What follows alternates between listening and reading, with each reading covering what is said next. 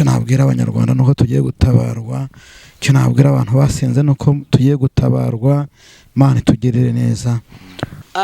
Irambwira ngo mbwire abanyarwanda ndetse n'abari hanze y'u Rwanda mu bihugu bitandukanye, nari ndimo ndeba mpishurirwa, mbona ikuzimu Satani ateranije inama imara amezi 3.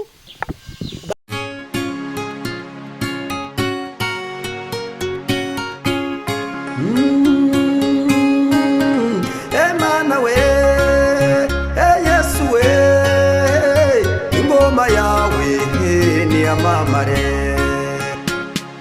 Reka tubasuhuze kandi tubifurize amahoro y'Imana, umugisha Imana itanga ubane namwe aho muherereye, abari mu gihugu cy'u Rwanda n'abari hanze y'u Rwanda, mwese nimugubwe neza kandi mugubwe neza cyane. Nkuko mubibona kuri kamera zacu, turi kumwe n'umukozi w'Imana, yambaye neza, aracyari umusore ariko kandi ni umupapa wubatse, uriko urabona ko amavuta y'Imana amuriho. Niyo mpamvu twamuhamagaye kugira ngo tuganire cyangwa se tugezeho ubutumwa bwiza. Afite ubutumwa bwiza Imana yamuhaye, afite iyerekwa rikomeye cyane, afite message igenewe abantu bose bumva ikinyarwanda. Reka tumusuhuze. Uraho neza mukozi w'Imana? Muraho neza. Yesu ashimwe. Yesu ahimbaza. Amakuru y'iminsi? Amakuru ni meza. Nta kibazo, izo mikoro zirakurura nubwo wavugira hafi ziraza kuza kugufata neza cyane. Reka ngusabe kugira ngo wibwire abakunzi bacu. Ndabasohoje amahoro y'Imana bane namwe. Mazina ni Niyorukundo John. Yego. Ndi umugabo, mfite madamu. Turi hafi kwibaruka kandi mwana. Amena, amena, amena. Nimumara kwibaruka muzaduhe ku gikoma nyaboneka. Muzadutumire. Abantu benshi banze ku izina Dawidi. Ndi umukristo wo kwitorero rya Cyahafi. Nimuhabwe umugisha n'Imana mu izina rya Yesu. Urakoze cyane, nawe uhabwe umugisha w'Imana. Dawidi, turagukunda cyane. Ntabwo turi buze kujya mu bintu byinshi, ahubwo reka tugusabe kugira ngo usenge Imana. Imana yera, Imana nyir'ubutware, Imana idasaza, Imana idasanzwe, Imana idahinduka, Imana idakomwa mu nkokora n'imigambi y'abantu, ahubwo ijambo ryawe narimvuze ngo tugiye kuganiraho, uriherekeze urigeze kure, kandi umuntu wese wemera gutega amatwi no kumva akumvira ijambo ryawe, narimvuze ngo ahabwe umugisha nawe, kandi ijambo ryawe rimubera ikiraro kimwambutsa kikamugeza mu mugambi wawe. Urakoze. Turagushimiye kubwo kubana natwe kandi no kudushyigikira kugira ngo tugere kuri izi mikoro. Izina ryawe rishyirwe hejuru mu izina rya Yesu. Amen. Urakoze cyane. Izina ry'Imana rishyirwe hejuru kandi rishyirwe hejuru mu izina rya Yesu Kristo. Imana amahoro ikugirire neza. Reka tukwakire utugezeho icyo Imana yagutumye kutugezaho uyu munsi. Karibu. Murakoze. Reka dusome ijambo ry'Imana. Riri muri Samweli wa mbere. Samweli wa mbere 11 umurongo wa 2. Usimbuke usome no ku murongo w'9. Reka dusome mu izina rya Yesu Kristo. Samweli wa mbere igice cya 11 umurongo waho wa 2. Amen. Nahashi umwamoni arababwira ati, niba mwemera ko mbanogora amaso y'iburyo tuzasezerana, mbihindure igitutsi ku Bisiraheli bose. Soma ku 9 umurongo w'9. Nuko babwira za ntabaza bati, muzabwire ab'i Yabeshi y'i Galeyadi muti, ejo ku gasusuruko muzatabarwa. Nuko intabaza zirara zibibwira ab'i Yabeshi, baranezerwa. Mwakire neza ijambo ry'Imana. Amen. Amen. Dusomere muri Amosi. 9:11. Amosi 9:11. Yego, umurongo w'9. Amosi bice 9 yego umurongo wa 11. yego. Uwo munsi nzegura ihema rya Dawidi ryaguye nice ibyuho byaryo, kandi nzasana ahasenyutse haryo, nzaryubaka rimere nk'uko ryahoze kera. Amen. Ndagira ngo tuganire kuri iri jambo ry'Imana. Niturangiza dusenga Imana ishimwe. Amen. Nari ndimo mvuga ngo tugiye kuganira kuri iri jambo ry'Imana, niturangiza dusenge Imana ishimwe. Amen. Jobundi nari ndimo mbwira abantu twari kumwe. Yego. Ndababwira ngo Imana ntabwo iterwa ubwoba n'inama. Yego. Zigambirira kutugirira nabi cyangwa se zivuga ko tuzamwara, zivuga amagambo atandukanye kuri twe. Ahubwo nabonye Imana ireka umwanya wabo gapfa ubusa, kabiri igakoma mu nkokora imigambi yayo kugira ngo itagerwaho. Nigeze mbwira abantu, ndababwira ngo nubwo abantu bari baragufasheho umwanzuro, ariko nyiri umwanzuro ntiyari ahari. Yego. Nshingiye ku ijambo rivuga ngo bazaterana ariko ntabwo ari njye uzaba ubateranije. Bisobanuye iki? Bivuze ngo hari igihe abantu baterana ariko bagaterana atari mu mugambi w'Imana. Twasomye ijambo ry'Imana muri Samweli wa mbere 11 umurongo waho wa 2. Harambwira ngo nuko Nahashi w'Umwamoni abwira abantu b'i Yabeshi Galiyadi, arababwira ngo kugira ngo niyuzuze namwe nuko mbanogora amaso y'Iburyo, tugasezerana nkabihindura igitutsi ku Bisiraheli bose. Bibiri yivuga iki? Ijambo rirambwira ngo nuko abatware b'i Yabeshi babwira Nahashi, baramubwira ngo ntiwatugira utyo cyangwa ntiwatugenzereza utyo. Baramubwira ngo duhe iminsi 7 tugende tuzenguruka igihugu cya Isiraheli ndetse no mu ngabano zacu. Baramubwira ngo nitutabona umuntu wo kudutabara, baramubwira ngo turagaruka tugusange, nta kabuza nta handi tuzajya, kuko tuzazenguruka igihugu cyacu, ntituzajya mu baturanyi gusaba y'inkunga, ahubwo duhe iminsi 7 tubanze dusenge. Nitutabona umuntu wo kudutabara tuzagaruka tugusange. Bibiri yivuze iki? Ijisho ry'Iburyo naperereje amakuru yaryo cyangwa se nashatse ubusobanuro bw'ijisho ry'Iburyo. Ijisho ry'Iburyo risobanuye ihisurirwa. Nahashi yashakaga gufata abantu b'i Yabeshi kuko bari abanyamasengesho, bakaba abantu bo mu nzu y'Imana ariko batagira ishurirwa ry'Imana, bakaba baririmbye ariko batagira ishurirwa ry'Imana, bagakora umurimo w'Imana ariko batagira ishurirwa ry'Imana. Baramubwira ngo biragatsindwa kuba mu murimo w'Imana tutabona, nta maso tugira yo kureba, ntabwo twabyemera. Reka tubanza dusenge, Imana nitadutabara turagaruka. Bibiri irambwira ngo bamuhe iminsi 7. Narinzanye ijambo rifite topic ivuga ngo ntuzemere gutsindwa utarasenga, kuko mu masengesho tuhakura umwanzuro mwiza w'Imana ivuze. Imana ishimwe. Repaya sayigayi no amore yagite. Imana ishimwe. Yo, hari igihe abantu badutega iminsi bazi ko tugeze ahantu ho gupfira, ariko muri ico gihe cyo gupfa arico gihe Imana ifite umwanzuro mwiza wo kuvugana natwe ijambo ryo kudukuraho twari gupfira, tukanyura tudapfuye, byari kutwica ariho bihagaze. Imana ishimwe. Narivuze ngo Imana ntabwo ijya yemera ko tunyuraho twari kumwarira ngo tuhamwarire, ahubwo isinziriza ibintu byari kutumwaza, tukaca tutamwaye byari kutumwaza ariho bihagaze. Twavuze ngo amen. Imana ishimwe. Imana ishimwe. Narivuze iki? Bibiri irambwira ngo nuko Nahashi, baramubwira ngo biragatsindwa. Ntitwaririmba tuterekwa ntacyo byamara, ntitwashumba abantu tuterekwa nta kintu byamara, ntitwadiyakona umurimo w'Imana tuterekwa nta mumaro, ntabwo twabwiriza tuterekwa nta mumaro. Baramubwira ngo reka tubanze dusenge iminsi 7, n'Imana nitadutabara turaza gusenga tugaruka tugusanga. Bibiri ivuga iki? Irambwira ngo mu gitondo umunsi wa mbere abantu b'i Yabeshi barazenguruka, Imana ntiyavuga. Bazenguruka kuwa 2 ntiyavuga, bagera kuwa 3 ntiyavuga. Birambwira ngo bageze kuwa 6 nimugoroba, ijambo rirambwira muri Samweli wa mbere 11:9, harambwira ngo nuko zana bazazumva ijambo rivuye mu kanwa k'Imana. Nababwira ngo ejo mu gitondo ku gasusuruko Nahashi atarabiyongeza ngo abanogora amaso y'Iburyo, abahindura igitutsi, ndi Imana irebenosigaye izanywe no kubakiza igitutsi. Nahashi yaragiye kubatuka, nzaniye itangazo itorero zivuga ngo Imana ikije igitorera igitutsi na hasi yashakaga kudutuka. Yo haleluya, Imana ihimbazwe igarutse na hasi ataratunogoramo amaso. Tuvuge ngo amen. Haleluya. Le paya sase gai moria noa shawido bini drome. Imana ishimwe. Yo Bibiliya irambwira ngo abantu b'Yabeshi bageze kwa gatandatu, Imana iravuga ngo nimutahe mumbwire abantu b'Yabeshi Galeyadi, mubambwire ngo ejo mu gitondo ku gasusuruko. Mbibutse ko abantu dusenga mu buzima busanzwe, abantu batuzi bazi ko twasaze, ariko nibyo dusenga tuvuga amagambo kandi amagambo aterekeranye.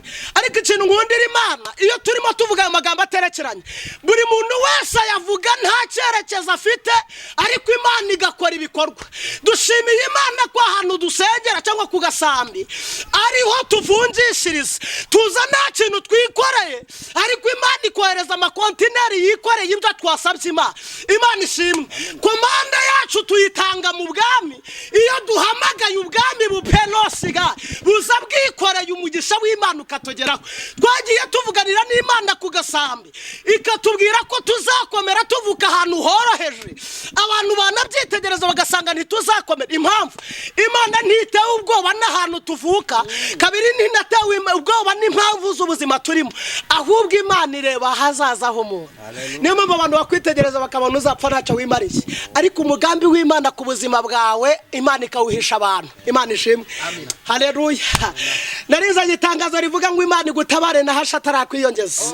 Kandi nubwo wabonaga warunaniwe, banza ubwire dayimoni wari ukucogoje, mubwiye ngo reka mbanze mvugane n'umwami, nataza n'ubutabazi bwe kuri nje ndagaruka ungenze uko ushaka. Bibiliya irambwira ngo barasenga, irababwira ngo nimutahe. Bibiliya irambwira ngo hazengurukaga abantu bari bagifite imbaraga, barimo basenga iminsi 7. Bibiliya irambwira ngo abasaza n'abakecuru ntibari bahari, ngo abantu b'Yabeshi Imana yavuga ngo nimusubira mubwira abandi basigaye, babwire ngo ejo mu gitondo ku gasusuruko. Bakecuru n'abasaza ngo bo bari basigaye ku mukeka barimo barasenga. Bibiliya irambwira ngo basubireyo, barababwira ngo ejo ku gasusuruko na hasi ataratunogora amaso, baramubwira ngo Imana yatubwiye ko mu gitondo ku gasusuruko ka mu gitondo Imana iri bwiyerekane. Ningenzi Imana aho hantu wari ugiye kumwariza ngo Imana yidekarare, Imana ihagarare. Yo hafi yaho wari kumwarira niho Imana ihagaze papa, hafi yaho wari ugiye gucindirwa niho amaboko y'Imana ahagaze kugira ngo agutere inkunga. Hafi yaho abantu bari baguteza ibihe niho Imana yari ihagaze kugira ngo igusoza mu ijambo yavuganye nawe. Ningenzi Imana ngo igukura ahantu ivugira, igushira ahantu ikorera, igukura ahantu ku musozi witwa ntibishoboka, igushira ku musozi witwa birashoboka, igukura abantu wabona gupfuye, Imana igushira ahantu hari ubuzima. Twavuze none ngo amen. Oh haleluya. Twasomye ijambo muri Amosi ibice 9:11, harambwira ngo uwo munsi nzegura ihema rya Dawidi ryaguye. Umva impamvu, ku musozi Dawidi abantu bari bazi ko ihema rye ryaguye. Imana ivugana n'umuhanuzi witwa Mose, iramubwira ngo andikira ijambo. Abantu bazi igihema rya Dawidi ryagwirije, ariko ntibazi igihe nzaryegurira. Iramubwira ngo andikubabwira ngo uwo munsi nzegura ihema rya Dawidi ryaguye. Ningize Imana ngo yegure ihema ry'itorero, ihema ry'amasengesho yawe Imana yongera iryegure, ihema ryo kwerekwa no guhanura Imana yongera iryegure, ihema ryo kugera kure Imana iryegure, ihema ry'urubyaro rwawe Imana iryegure, ihema ry'umugisha wawe Imana iryegure. Umva ihema ryawe ryari ryaraguye mama. Yo papa mvuko ukuntu Imana ivuze, yavuze ngo isangwe no kwegura ihema ryawe kuko ryari ryaraguye. Ihema ry'urushako wabonaga ryaraguye, ariko Imana ivuganye na Dawidi iranumye ngo nimubwira ngo isangwe no kune warasirigaye, isangwe no kwegura ihema ryawe ryaguye. Bibiliya mvuko ukuntu Imana ivuze, iravuze ngo izaziba ibyuho byaryo. Hari abantu bari bazi ibyuho by'ihema ryawe, uburyo ryaguye n'uburyo ryari rimese bari babizi, ariko Imana ihimbazwe. Yo abantu bazi inshira yakurumye ubumara ifite, ariko ntibazi imbaraga zikomora ubwo bumara. Pawulo ku kirwa Merita bene igihugu bari bazi imbaraga z'inshira ya Muriye, ariko ntibari bazi imbaraga zihishwe muri Pawulo ziri mu mukiza ubwo bumara. Bibiliya irambwira ngo bategereje umwanya muremure babona nta kintu abashi, barangije baravuga ngo n'Imana ninginze Imana muri iki gitondo cy'uyu munsi narimvuze ngo Satani hano yaragutegerereje. Narizanye itangazo rivuga ngo Imana izanye ihumure rirambye ku buzima bwawe. Imana ishimwe. Haleluya. Amen. Imana ihimbazwe. Ndamubwira ngo nzegura ihema rya Dawidi ryaguye kandi nzaziba ibyuho byaryo. Aravuga ngo gatatu nzasana hasenyutse haryo kandi aramubwira ngo nzaryubaka rimere nk'uko ryahoze kera. Yo mvu umugambi Imana ifite umugambi wo kugira ngo ikubakire ihema rimere nk'uko ryahoze kera. Ningize Imana ngo yongere yubake ihema ryawe. Yo ihema ryawe ryaraguye ariko ningize Imana ngo yongere ryegure mu izina rya Yesu. Umva ko Imana yantumye yambwiye ngo no kongera kwegura ihema ry'abanyarwanda. Yo abanyamasengesho ihema ryanyu ryari ryaraguye ariko Imana izamwe no kongera kwegura ihema ryanyu. Babwiriza butumwa ihema ryanyu ryari ryaraguye ariko Imana itumye umuhanuzi Dawidi ngo babwire ngo Imana izamwe no kongera kwegura ihema ryayo muri mwebwe mu izina rya Yesu. Imana ishimwe. Tugiye gusenga. Yesu aherutse kujya mu mudugudu witwa Inayini. Bibiri irambwira ngo hari abantu bari bikoreye ikiriba bagiye gushingura. Uyu mudugudu witwa Inayini wari ufite amarembo abiri, irembo ryo kwinjirirwamo n'irisokerwamo. Bibiri irambwira ngo Yesu arimo yinjira mu murwa asanga abantu bikoreye ikiriba barimo bajya gushingura kandi irembo basokeragamo nta muntu wari wemerewe kuryinjiramo. Bibiri irambwira ngo nuko Yesu abitegereza asanga nanyura mu irembo ryemewe kwinjirirwamo arasanga bageze ku irimbi. Bibiri irambwira ngo yinjira anyuza Sansanike. Nagira ngo ngutangarize itangazo mu gihe cyo gukora kw'Imana inyura n'ahantu hatemewe ariko igatabara, inyura n'ahantu hagaragaraga nk'atari inzira ariko ikanyura kugira ngo ubone ubutabazi bw'Imana. Ningize Imana ngo nanone kandi ubutabazi bw'Imana buri irijanse bukuzeho. Imana ishimwe. Yo hari ahantu wakabaye uri ariko ntabwo ari huri. Ningize Imana ngo itegeke ibintu byagukerereje bihinduke transport yo kukujyana bikugeze mu mugambi w'Imana. Imana ishimwe. Tugiye gusenga. Nari mfite yerekwa shaka kuvuga ryo muri uyu mwaka turimo. Nari ndimo senga mu kwezi kwa 10. Imana ivugana nanjye ibintu bikomeye. Irambwira ngo mbwire abanyarwanda ndetse n'abari hanze y'u Rwanda mu bihugu bitandukanye. Nari ndimo ndeba mpishurirwa mbona ikuzimu Satani ateranije inama imara amezi 3. Badayimoni bari barimo bahabwa izindi nshingano zo gutangirana mu wundi mwaka twari turimo twinjiramo. Bibiliya cyangwa se ijambo ry'Imana rirambwira ngo Satani yirirwa azerera nk'intare kandi yivuga nk'intare ishaka uwishonshomera. Mishuriwe iryo yerekwa nabonaga abo badayimoni bazanywe no gusenya ibicaniro by'amasengesho mu bantu. Kabiri ndetse bari bazanywe no kuza kumara ubwiza bw'Imana mu bantu. Gatatu mbona Satani iyo atumye umudayimoni ku muntu runaka cyangwa se kuri Dawidi reka nitangeho urugero, umudayimoni akananirwa gushira mu nshingano ibyo yatumwe kuri nje ntabisohoze. Satani ako kanya yaramuhinduraga akohereza undi dayimoni ufite imbaraga ziruta uwa mbere.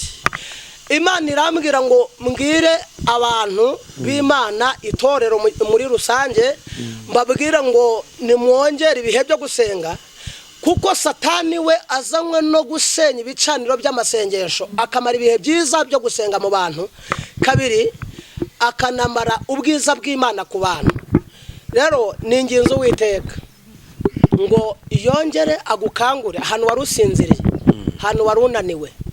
Ndagira ngo ngutangarize biguhiga ntibyari byananirwa. Nari nkwinginze ngo niwongere ukanguke ugwize ibihe by'amasengesho. Nari mvuze ngo Satani yararimo yohereza abadayimoni mu isi benshi cyane bazanywe no kuza gusenya ibicaniro by'amasengesho mu bantu. Kabiri no kumara ubwiza bw'Imana ku bantu. Imana imishurira iyo Satani atumye umudayimoni gucogoza umuntu runaka, ibyo bintu Satani cyangwa se dayimoni ntabishobore. Satani ngo ahindura uwo mudayimoni akohereza undi mudayimoni umurusha imbaraga. Nari nkwinginze papa ngo wongere ugwize ibihe byiza byo gusenga muri iki gihe kigoye, muri iki gihe kibaye kibi. Nari ninginze umwuka w'Imana ngo yongera kubyutse kuko tugeze mu gihe kigoye kandi igihe cya nyuma. Reka dusenge. Imana nyir'ubutware, Imana nyir'ubushobozi, Imana ivuga bikaba yategeka bigakomera, Imana itane wane fone stars, Imana itanegurirwa izuru, Imana idacirwa inzira, Imana itagirwa inama y'ikiri bukore, Imana ikora icyo umutima wayo ukunze.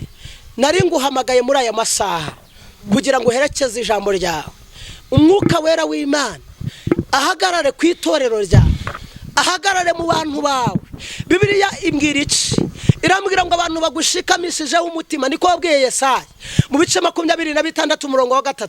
Ramubwira ngo abantu bashikamishijeho umutima ndi Imana izabarinda, kandi izabarinda baba amahoro masa kuko banyiringiye.